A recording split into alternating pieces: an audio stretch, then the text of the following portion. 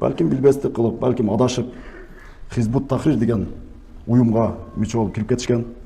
Бирок бүгүнкү күндө баягы каталарын моюнга алышып, биз ката жолго кирген экенбиз убагында деп, биз билбей кирип кеткен экенбиз деп, мына моюндарын алышып, биздин бир туугандарыбыз келип отурат. Баткен облусунда туура эмес агымдарга азгырылган уюмдун мүчөлөрү салттуу исламга кайтты. Алар буга чейин кетирген каталарын түшүнгөнүн мечиттеги жамааттын алдында айтып, кайра кайталабай турган сөзүн беришти.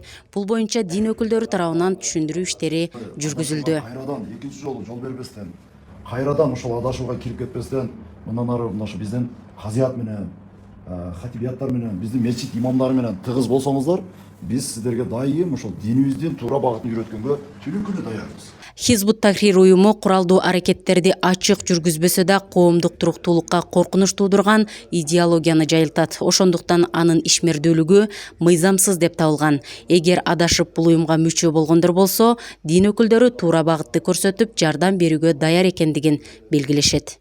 Бизде дагы ошо жакында эле ошо Хизбут Тахрир уюмунун мүчөлөрү ошол өздөрүнүн эмелеринен ошол баш тартышты да, мүчөлүгүнөн баш тартышты.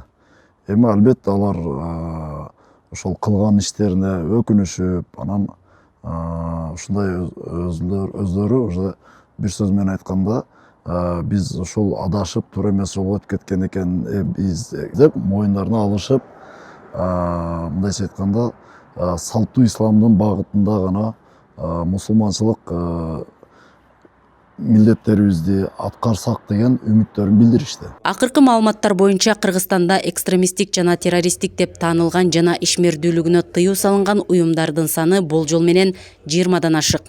Тыюу салынган уюм менен активдүү байланышы бар адамдарга кылмыш иши козголот. Кокус же далилсиз байланыш үчүн дароо кылмыш иши ачылбайт.